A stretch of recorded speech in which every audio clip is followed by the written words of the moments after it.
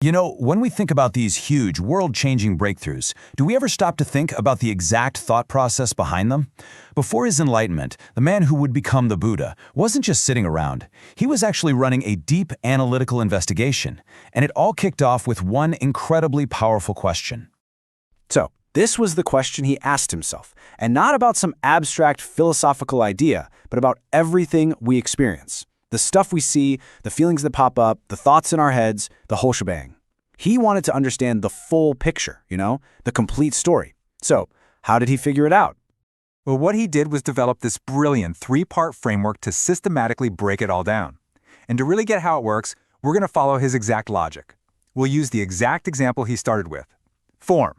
Just think of form as the physical world, all the stuff around us, including our own body.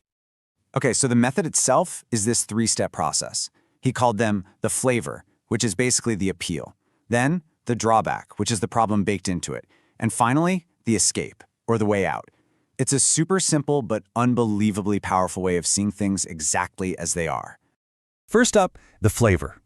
And this is just about being real. He totally recognized that, yeah, physical things can be great. They can bring us pleasure and happiness. A beautiful sunset, an amazing meal, a hug from someone you love. There's a definite appeal there, a really nice flavor to all those experiences. But here's where it gets really interesting. Step 2, the drawback. He saw that every single physical thing, no exceptions, is impermanent. It's always changing. And because nothing lasts, if we rely on it for our happiness, we're setting ourselves up for disappointment, for suffering. That's the catch right there.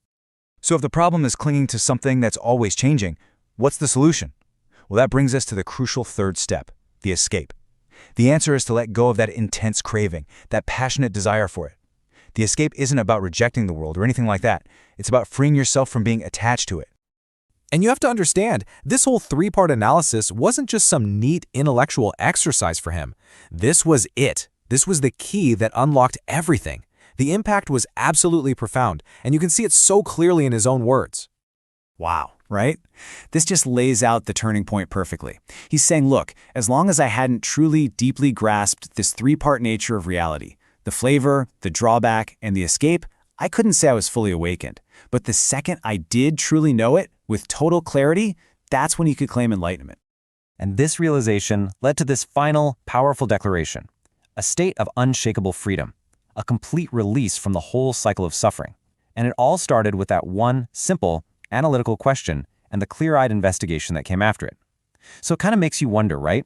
How might seeing the flavor, the drawback, and the escape in our own lives change things for us?